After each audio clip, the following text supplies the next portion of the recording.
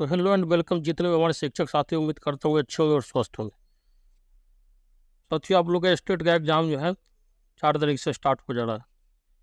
इससे पहले मैं आपका रंजीत सर का जो प्रैक्टिस सेट है सामाजिक विज्ञान का कंप्लीट करवा दूंगा, ठीक है। 6 प्रैक्टिस सेट में डाल चुका हूँ, अगर नहीं देखे तो जाकर देख लीजिए। इतिहास का 9th और 10th का जो है आपका महामैराथन वीडियो डाल चुका हूँ, और 10th क्लास का ज्योग्राफी का कंप्लीट महामैराथन वीडियो डाल चुका हूँ। नहीं देखे तो जल्दी से जाकर देख लीजिए, क्योंकि समय का कमी है आपके पास। और आज मैं आपका जो है प्रैक्टिस सेट नंबर 7 जो है स्टार्ट करने जा रहा हूँ, ठीक है। अगर नहीं जुड़े चैनल से तो जुड़ जाइए और चैनल को सब्सक्राइब कर लीजिए, ताकि जैसे ही वीडियो डालूंगा तो आप तक नोटिफिकेशन पहुंच जाएगा। नोटिफिकेशन जरूर ऑन कर लीजिएगा और दोस्तों को शेयर जरूर कीजिएगा, ठीक है। चलिए तो स्टार्ट करते हैं बिना टाइम को बर्बाद किए हुए। आज के प्रैक्टिस नंबर 7 का पहला क्वेश्चन आपके स्क्रीन पे है। कार्य के तट से सागर के गहरे भाग की ओर भूमिज निक्षेपों का निम्नलिखित में से कौन सा सही अनुक्रम है, बताइए। इसमें जो सही अनुक्रम पूछ रहा है, मतलब साइज पूछ रहा है कि किसका जो है कौन कौन साइज है। जैसे क्ले का साइज क्या होगा, पंख का, उसके बाद रेत का, फिर सिल्ट का, ठीक है। वो बढ़ते क्रम में या घटते क्रम में कोई एक सिस्टमेटिक ढंग से बताइए। इसमें जो होता है आपका रेत का जो साइज होता है, रेत का साइज जो होता है 1 से लेकर 1/6 mm के बराबर होता है, ठीक है। सुन लीजिए फिर उसके बाद मार लीजिएगा आप, ठीक है। ठीक है, रेत का क्या होता है, तो रेत का जो आपका जो होगा,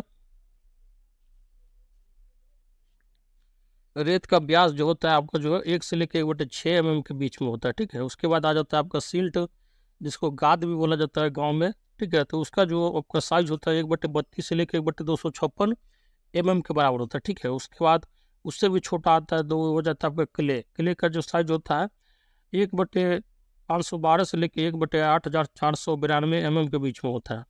और इसके बाद सबसे जो छोटा साइज होता है वो पंख का होता है, 1/लगभग 8192 से भी छोटा हो जाता है, ठीक है। तो आपका इस हिसाब से जब घटते क्रम में लिखिएगा साइज का, तो ये हो जाएगा आपका जो क्रम आएगा ऑप्शन नंबर डी हो जाएगा, ठीक है। ध्यान रखिएगा। नेक्स्ट क्वेश्चन कह रहा है कि सहारा में बहने वाली गर्म शुष्क हवा कहलाती है, और ये जो है बहुत ज़्यादा पूछा जाता है, ध्यान रखिएगा इसको। सिरक्को बोलते हैं इसको, ठीक है, सिरक्को बोलते हैं। जो सहारा मरुस्थल से होकर जो गर्म शुष्क हवा बहती है उसको। नेक्स्ट क्वेश्चन कह रहा है कि क्षेत्रीय विसरण मॉडल के अग्रदूत थे, तो इसका आंसर हो जाएगा आपका option number D, T hugger strand. Next question कह रहा है कि निम्नलिखित में से कौन सा जो है सही नहीं है, ठीक है। तो इसका आंसर हो जाएगा आपका ऑप्शन नंबर बी, कांडला जो है खंबात की खाड़ी में अवस्थित है। नहीं, कांडला जो है खंबात की खाड़ी में अवस्थित नहीं है। कांडला जो है आपका खाड़ी तटीय न होकर एक क्या है, आंतरिक पतन है। इस बात को ध्यान रखिए, ठीक है। क्या है, एक पतन है, बंदरगाह है। नेक्स्ट क्वेश्चन कह रहा है कि निम्नलिखित में से किस फसल उत्पादन की तुलना में अंतर्राष्ट्रीय व्यापार कम होता है, ठीक है। जैसे उत्पादन तो बहुत ज़्यादा होता है, लेकिन वो जो उसका अंतर्राष्ट्रीय व्यापार कम होता है, तो ये हो जाएगा आपका ऑप्शन नंबर ए हो जाएगा, चावल। उपज तो बहुत ज़्यादा होता है, लेकिन इसका क्या होता है, व्यापार कम होता है। नेक्स्ट क्वेश्चन कह रहा है कि निम्नलिखित जनजातियों में से कौन एक जो है चलवासी कृषि करती है, तो इसका आंसर हो जाएगा आपका ऑप्शन नंबर बी, भारत के भील जनजाति जो है चलवासी कृषि करते हैं। नेक्स्ट क्वेश्चन कह रहा है कि निम्नलिखित कथनों में से कौन सा पारिस्थितिकी संसाधनों के प्रबंधन के संबंध में सही है, तो इसका आंसर हो जाएगा आपका ऑप्शन नंबर, बताइए क्या होगा। इसका आंसर हो जाएगा आपका प्राकृतिक संसाधनों का तर्क संगत विदोहन तथा पर्यावरण की गुणवत्ता का अनुक्षरण। नेक्स्ट क्वेश्चन कह रहा है कि निम्नलिखित में से कौन सा जो है भूगर्भिक चक्र का भाग है, तो ये हो जाएगा आपका ऑप्शन नंबर सी हो जाएगा, ठीक है। ध्यान रखिए, जल ये चक्र, ठीक है। जल जो है वाष्प होकर, आपको पता ही होगा समुद्र का जल जो वाष्प होकर क्या होता है, वातावरण में जाता है, फिर वहाँ संघनित होकर फिर से बारिश के रूप में वही जमीन नदी ये सबसे होते हुए फिर से समुद्र में मिल जाता है। आगे कह रहा है कि निम्नलिखित नदियों में से किस नदी पर धुआंधार जल प्रपात स्थित है, और ये बहुत ज़्यादा पूछा जाता है, इसको ध्यान रखिएगा। ये हो जाएगा आपका नर्मदा नदी, ठीक है, option number A. Next question कह रहा है कि नाथपा झाकड़ी जल विद्युत संयंत्र का निर्माण निम्नलिखित में से किस नदी पर किया गया है, तो ये हो जाएगा आपका सतलज नदी पर, ठीक है। सतलज नदी पे ही जो है आपका भाखड़ा नागल डैम भी जो है इसी नदी पर, ठीक है। इंदिरा गांधी नहर भी इसी पे है, ठीक है। कोल डैम भी इसी पे है, ध्यान रखिएगा। नेक्स्ट क्वेश्चन कह रहा है कि भारतीय प्रायद्वीप की केंद्रीय उच्च भूमि बनी हुई है किस चीज़ की, तो इसका आंसर हो जाएगा आपका ऑप्शन नंबर ए, आग्नेय और कायांतरित चट्टानों से, ठीक है। ऑप्शन नंबर सी हो जाएगा। नेक्स्ट क्वेश्चन है जो आपका कथन और कारण का क्वेश्चन है। कह रहा है कि हिंद महासागर में ग्रीष्म ऋतु में विषुवत रेखीय विपरीत धारा नहीं पाई जाती है, और कारण बोल रहा है कि ग्रीष्म ऋतु में उत्तरी हिंद महासागर में दक्षिणी पश्चिमी मानसून धारा जो है प्रभावी रहती है। तो इसका आंसर हो जाएगा साथी आपका ऑप्शन नंबर ए है।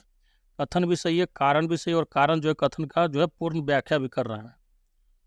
कारा किन निम्नलिखित कथनों पर विचार कीजिए तथा नीचे दिए गए कूट से सही उत्तर चुनिए। कारा महाद्वीपीय मग्न तट महाद्वीपीय चबूतरे का विस्तृत भाग है।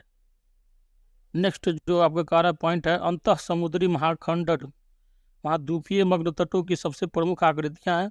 महाद्वीपीय मग्न तट जो है सागरीय अपरदन एवं नदीय जमाव के प्रतिफल है। भारत में चौड़े मग्न तट पाए जाते हैं। तो कौन कौन सा सही है ये पूछ रहा है इसमें। तो इसका आंसर हो जाएगा आपका ऑप्शन नंबर क्या होगा बताइए, डी हो जाएगा। ठीक है, 3 और 4 जो है सही है। महाद्वीपीय मग्न तट जो है सागरीय अपरदन एवं नदीय जमाव के प्रतिफल है और भारत में चौड़े मग्न तट पाए जाते हैं। नेक्स्ट क्वेश्चन कर रहा है कि निम्न में से कौन जो है लॉ ऑफ एस्क खादान सुपीरियर झील प्रदेश में नहीं है। तो इसका आंसर हो जाएगा आपका ऑप्शन नंबर बी हो जाएगा। ठीक है, ठीक है, ध्यान रखिएगा। अब सूची को मिलाना, जैसे फसल एक साइड दे दिया गया और किस क्षेत्र में जो ये फसल ज़्यादा होता है, ठीक है, उसको मिलाना है। जैसे नारियल जो है आपका पापुआ न्यू गिनी में सबसे ज़्यादा होता है। ठीक है, जो दिया गया इसके हिसाब से। केला में जो है, केला जो आपका इक्वाडोर में होता है। ठीक है, आपका नेक्स्ट आ गया मूंगफली हो जाएगा आपका सेनेगल में, इसकी राजधानी डकार है। चाय का हो जाएगा आपका जो है केनिया में। ठीक है, केनिया की राजधानी कहाँ है तो नैरोबी है। चलिए, तो इस हिसाब से आपका आंसर निकल कर आ जाएगा ऑप्शन नंबर ए। अब आते हैं नेक्स्ट क्वेश्चन पे कि निम्नलिखित भूगर्भिक युगों का सही कालानुक्रम बताना है। तो इसका आंसर हो जाएगा आपका सबसे पहले मायोसिन, ठीक है, फिर प्लायोसिन, फिर प्लीस्टोसिन और आगे लास्ट में हो जाएगा आपका ओलिसिन। ठीक है, तो ऑप्शन नंबर बी निकल कर आ जाएगा। नेक्स्ट कह रहा है कि वह कौन सा महाद्वीप है जिसमें एक भी ज्वालामुखी नहीं है, और ये बहुत ज़्यादा पूछा जाता है, ध्यान रखिएगा। ऑस्ट्रेलिया, ऑस्ट्रेलिया में एक भी ज्वालामुखी नहीं, मतलब वोल्केनो इसको बोल सकते हैं। ठीक है, चलिए आगे कह रहा है कि निम्नलिखित में से कौन सी मृदा अपरदन की प्रक्रिया को तीव्र करती है। तो ये हो जाएगा आपका ऑप्शन नंबर डी हो जाएगा, ढलान कृषि। अपरदन मतलब होता है मिट्टी का कट कट जो ना कट जाना। ठीक है, कह रहा है कि भारत में निम्नलिखित में से किस एक वन प्रारूप में सागौन टीक एक प्रभावी वृक्ष स्पीसीज है। तो इसका आंसर हो जाएगा आपका ऑप्शन नंबर ए, उष्णकटिबंधीय आर्द्र पर्णपाती वन।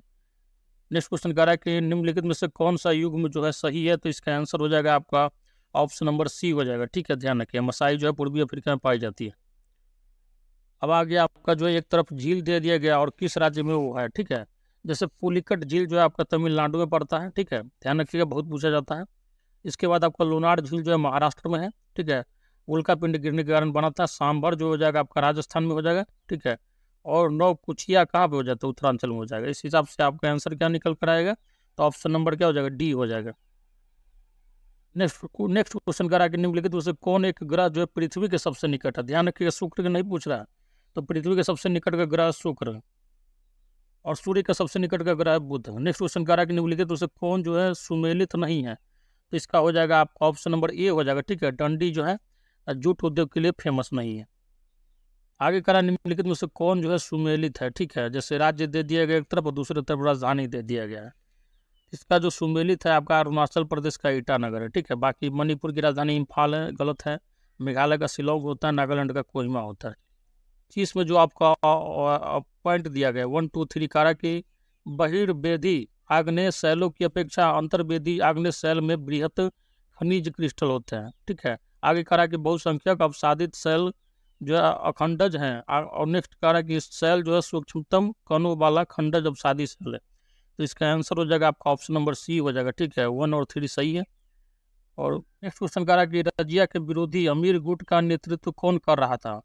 तो इसका आंसर हो जाएगा आपका ऑप्शन नंबर क्या हो जाएगा, निजामुल मुल्क जुनैदी। ठीक है, ध्यान रखिएगा।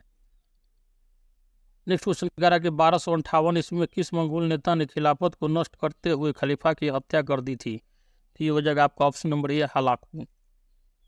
नेक्स्ट क्वेश्चन कह रहा है कि पानीपत के तृतीय युद्ध में मराठा सेना का वास्तविक सेनानायक कौन था। तो इसका आंसर हो जाएगा आपका option number C, Sadashiv Rao Bhau. Next question कह रहा है कि ये युद्ध जो है आपका अफगान और मराठा के बीच में हुआ था, हालांकि मराठा को इसमें हार का सामना करना पड़ा था। नेक्स्ट क्वेश्चन कह रहा है कि इल्तुतमिश द्वारा सत्ता ग्रहण करने का क्या आधार था। तो ये हो जाएगा आपका ऑप्शन नंबर सी। ठीक है, दिल्ली के तुर्क अमीरों व सैन्य अधिकारियों ने उसका चयन किया था। आगे करा कि महमूद गजनबी के भारत आक्रमण के समय अरबी विद्वान अलबर्नी ने किस महत्वपूर्ण ग्रंथ की रचना की। तो इसका आंसर हो जाएगा आपका ऑप्शन नंबर बी हो जाएगा, किताबुल हिंद। नेक्स्ट क्वेश्चन करा कि त्रिपुरी जहाँ सन 1939 का विख्यात कांग्रेस अधिवेशन हुआ कहाँ स्थित है। तो त्रिपुरी जो जगह है आपका जो है क्या है, मध्य प्रदेश में स्थित है। ठीक है, ध्यान रखिएगा। और इस अधिवेशन में क्या होता, जो है सुभाष चंद्र बोस जो जीत गए थे, हालांकि बीच में ही वो छोड़ के कांग्रेस चले गए थे और अपना नया पार्टी बना लिए थे। नेक्स्ट क्वेश्चन कह रहा है कि सन 1918 में भारतीय उद्योग आयोग की अलग से निम्नलिखित में से किसने रिपोर्ट प्रस्तुत की थी? और ये भी बहुत ज़्यादा पूछा जाता है, ध्यान रखिएगा, आशुतोष मुखर्जी। नेक्स्ट क्वेश्चन कह रहा है कि दीवान ए मुस्तखराज, ठीक है, विभाग की स्थापना की गई थी। तो मुगल काल में जो ये सब विभाग था, ठीक है, इसका अपना एक उर्दू लहजा फारसी लहजा है, तो इसको बोला जाता था आपका जो है क्या होगा, तो ये हो जाएगा आपका बकाया लगान की वसूली के लिए था, ठीक है, दीवान ए मुस्तखराज। दीवान ए अर्ज जो सैनिक विभाग था, दीवान ए बंदगान जो था गुलामों का था, ठीक है। आगे कह रहा है कि निम्नलिखित में से कौन जो है आर्य समाज से संबंधित था? तो इसका आंसर हो जाएगा आपका option number B, Annie Besant, Congress की जो है पहली महिला अध्यक्षा है। नेक्स्ट क्वेश्चन करा है कि निम्नलिखित में से रणजीत सिंह किस मिसल से संबंधित था? तो ये हो जाएगा आपका ऑप्शन नंबर सी, शुक्र चेकिया। और बहुत पूछा जाता है, ध्यान रखिए, पंजाब के क्षेत्र में ये जो राजा था उस समय। नेक्स्ट क्वेश्चन करा कि अंग्रेजों को दीवानी मिलने के समय निम्नलिखित में से बंगाल का नवाब कौन था? तो ये हो जाएगा आपका option number C, Mir Jafar. Next question कह रहा है कि सालबाई की संधि का मुख्य परिणाम क्या था? तो ये हो जाएगा आपका ऑप्शन नंबर सी, ठीक है, मराठों के साथ 20 वर्ष की शांति का। नेक्स्ट क्वेश्चन कह रहा है कि सन 1891 के एज ऑफ कॉन्सेंट एक्ट के अंतर्गत कन्याओं के विवाह की न्यूनतम आयु क्या निर्धारित की गई थी? तो इसका आंसर हो जाएगा आपका ऑप्शन नंबर बी, हो जाएगा 12 साल। इससे पहले जो बाल विवाह बहुत ज़्यादा होता था लड़कियों में। नेक्स्ट क्वेश्चन कह रहा है कि निम्नलिखित भारतीय नेताओं में से अखिल भारतीय कांग्रेस के अध्यक्ष कौन कभी नहीं बना? तो इसका आंसर हो जाएगा आपका ऑप्शन नंबर ए, हो जाएगा बाल गंगाधर तिलक। नेक्स्ट क्वेश्चन कह रहा है कि बाबू कुंवर सिंह ने अंग्रेजों के विरुद्ध जो अपनी अंतिम लड़ाई कब लड़ी थी? तो इसका आंसर हो जाएगा आपका ऑप्शन नंबर डी, अप्रैल 1858 ईस्वी में। नेक्स्ट क्वेश्चन कह रहा है कि प्रांतीय सहायता जो है कब प्रदान की गई थी? तो इसका आंसर हो जाएगा आपका ऑप्शन नंबर सी, 1935 AD में। नेक्स्ट क्वेश्चन कह रहा है कि 1907 ईस्वी के द्वितीय इंटरनेशनल की स्टीवर्ट कांग्रेस में स्वतंत्र भारत का झंडा किसने फहराया था? और ये बहुत पूछा जाता है, ध्यान रखिएगा, ये जो है आपका मैडम भिखाजी कामा है, ठीक है। नेक्स्ट क्वेश्चन कह रहा है कि किन राष्ट्रवादियों ने अंग्रेजों के आर्थिक शोषण का नाम निकास सिद्धांत दिया था? तो ये हो जाएगा आपका दादा भाई नौरोजी, ठीक है। ड्रेन थ्योरी ऑफ वेल्थ का जो है इन्होंने ही लिखा था। नेक्स्ट क्वेश्चन कह रहा है कि विवेकानंद और थियोसॉफिकल सोसाइटी के सुधार संबंधी विचारों में पर्याप्त साम्यता है, निम्न में से कौन सा विचार जो थियोसॉफिकल सोसाइटी के विचारों से मिलता है? तो इसका आंसर क्या होगा बताइए साथियों। इसका आंसर हो जाएगा आपका ऑप्शन नंबर डी, उन्होंने लोगों में आत्मविश्वास और आत्मसम्मान जो है जागृत किया था। नेक्स्ट क्वेश्चन कह रहा है कि राष्ट्रवादियों ने बंबई के निकट पहली बार गुप्त ट्रांसमीटर का उपयोग किया था। इसका आंसर हो जाएगा आपका ऑप्शन नंबर डी, भारत छोड़ो आंदोलन में। नेक्स्ट क्वेश्चन कह रहा है कि निम्न कथन जो है किसका है? कह रहा है कि आरक्षण की मांग करने वाले मुसलमान मूर्ख है तथा इसे स्वीकार न करने वाले हिंदू उनसे ज़्यादा मूर्ख है। तो ये था आपका ऑप्शन नंबर सी, ठीक है, ध्यान रखिएगा, कौन हो जाएगा? तो इसका आंसर हो जाएगा आपका मोहम्मद अली जिन्ना। नेक्स्ट क्वेश्चन कह रहा है कि 1857 के विद्रोह के दौरान जो है धार्मिक नेताओं के असंतोष का निम्न में से कौन सा प्रमुख कारण था? तो इसका आंसर हो जाएगा आपका ऑप्शन नंबर ए, ईसाई धर्म प्रचारकों की बढ़ती गतिविधियां। सॉरी साथी, जो आपका क्वेश्चन नंबर 46 है उसका आंसर सुधार लीजिएगा, ठीक है। इसका आंसर हो जाएगा आपका अबुल कलाम आज़ाद, ठीक है, ध्यान रखिएगा, मिस प्रिंट है आंसर में, अबुल कलाम आज़ाद इसका करेक्ट आंसर होगा। नेक्स्ट क्वेश्चन कह रहा है कि प्राथमिक घाटे में यदि सरकार द्वारा दिया गया ब्याज जोड़ दिया जाए तो वह बराबर होगा किसके? तो इसका आंसर हो जाएगा आपका ऑप्शन नंबर ए, राजकोषीय घाटा का, ठीक है, प्राथमिक घाटा प्लस ब्याज भुगतान, तो ये हो जाएगा आपका राजकोषीय घाटा। नेक्स्ट क्वेश्चन कह रहा है कि बजट के घाटे की पूर्ति निम्न तरीके से की जा सकती है। इसका आंसर हो जाएगा आपका ऑप्शन नंबर सी, केंद्रीय बैंक से शुद्ध अल्पकालिक ऋण लेकर। नेक्स्ट क्वेश्चन कह रहा है कि द्वैधाधिकारी विशेष दशा है, तो ये हो जाएगा आपका ऑप्शन नंबर सी, अल्पाधिकार के। नेक्स्ट क्वेश्चन कह रहा है कि दीर्घकालीन साम्य की अवस्था में सभी पूर्ण प्रतियोगी फर्म केवल क्या होता है? इसका आंसर हो जाएगा आपका ऑप्शन नंबर ए, सामान्य लाभ प्राप्त करती है। नेक्स्ट क्वेश्चन कह रहा है कि विश्व व्यापार जो संगठन है वो आपका क्या है? एक तरह से गैट जो था सदस्यों द्वारा स्थापित एक अंतर्राष्ट्रीय व्यापार संगठन है, उसी का नाम चेंज करके जो है WTO कर दिया गया था 1995 में। नेक्स्ट क्वेश्चन कह रहा है कि यदि किसी वस्तु की कीमत 50 रुपया हो, ठीक है, सीमांत आय 40 इकाई के बराबर हो, तो कीमत की सापेक्ष मांग की लोच होगी, तो क्या हो जाएगा आपका? ये जो आपका इसका फार्मूला होता है, जैसे कीमत हो गया आपका 50, ठीक है, 50 हो गया बट्टे क्या होगा आपका जो है सीमांत आय क्या दिया गया? 40 इकाई के बराबर दिया गया है, तो ये हो जाएगा आपका फिर से 50 माइनस 40 कर दीजिए इसको, और इसको जब डिवाइड कीजिएगा तो आपका निकल कर आ जाएगा 5। ठीक है, ध्यान रखिएगा। फॉर्मूला होता है A R upon A R minus M R, एक इकोनॉमिक्स का जो है कॉन्सेप्ट है। नेक्स्ट क्वेश्चन कह रहा है कि निम्नलिखित में से कौन सा फलन जो है प्रावैगिक उपभोग फलन है, तो इसका आंसर हो जाएगा आपका ऑप्शन नंबर सी हो जाएगा। ठीक है, सी टी बराबर सी नोट प्लस सी इंटू वाई टी माइनस 1। ठीक है, ध्यान रखिएगा। नेक्स्ट क्वेश्चन कह रहा है कि निम्नलिखित कथनों में से कौन सा कथन जो है अल्प विकसित देशों में निम्न स्तरीय प्रति व्यक्ति आय के लिए सही है, तो ये हो जाएगा आपका ऑप्शन नंबर बी हो जाएगा। ठीक है, उपभोग की सीमांत प्रवृत्ति अधिक होती है। नेक्स्ट क्वेश्चन कह रहा है कि प्रगतिशील जो है कर प्रणाली हुआ है, इसका आंसर क्या हो जाएगा ऑप्शन नंबर सी, जिसमें आय में वृद्धि के साथ साथ कर की दर बढ़ती है। नेक्स्ट क्वेश्चन कह रहा है कि मुद्रा एवं साख की मात्रा को नियंत्रित करने की नीति को कहते हैं, तो ये हो जाएगा आपका ऑप्शन नंबर बी मौद्रिक नीति। नेक्स्ट क्वेश्चन कह रहा है कि भारत की पंचवर्षीय योजनाओं के दौरान पूंजी उत्पादन अनुपात जो था आपका क्या बढ़ता रहा था। ठीक है, बढ़ता रहा है, option number B. Next question कह रहा है कि सामान्य मांग फलन का ढाल होता है, तो ये हो जाएगा आपका ऑप्शन नंबर बी ऋणात्मक। नेक्स्ट क्वेश्चन कह रहा है कि यदि कीमत मांग की लोच D x upon x upon क्या कर रहा है डेल पी अपॉन पी हो, ठीक है, तो और तथा डेल एक्स अपॉन एक्स कह रहा है 0 हो, तो कीमत मांग की लोच होगी क्या होगी, तो ये हो जाएगा आपका 0 होगी।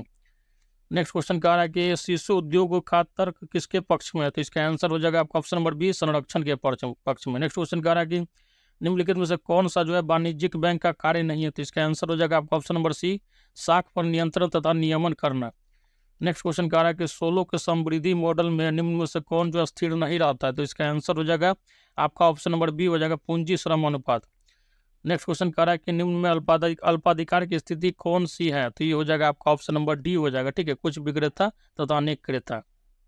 नेक्स्ट क्वेश्चन कह रहा है, क्वेश्चन नंबर 65 है, कह रहा है कि निम्न फलनों में से कौन सा निवेश फलन प्रावैगिक निवेश फलन नहीं है, तो ये हो जाएगा आपका ऑप्शन नंबर ए हो जाएगा। ठीक है, ध्यान रखिएगा।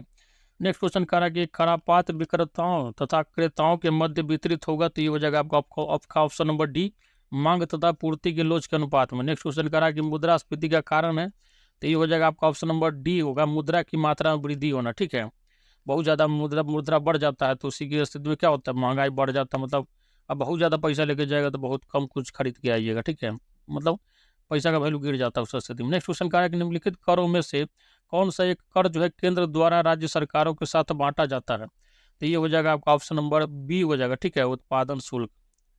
नेक्स्ट क्वेश्चन कह रहा है कि भारत में सबसे बड़ा राष्ट्रीयकृत बैंक कौन सा है, तो ये हो जाएगा आपका ऑप्शन नंबर सी हो जाएगा स्टेट बैंक ऑफ इंडिया। ठीक है, नेक्स्ट क्वेश्चन कह रहा है कि अंतर्राष्ट्रीय व्यापार सिद्धांत में अवसर लागत का प्रयोग किया किसका स्टेटमेंट है, तो ये हो जाएगा आपका ऑप्शन नंबर ए का होगा। ठीक है, जी हैवलर का। नेक्स्ट क्वेश्चन कह रहा है कि सहज समृद्धि अवस्था का तात्पर्य है, तो ये हो जाएगा आपका ऑप्शन नंबर डी जब सभी साधनों तथा उत्पादन की वृद्धि समान दर से हो तथा यह दर जो समय के प्रति स्थिर रहे।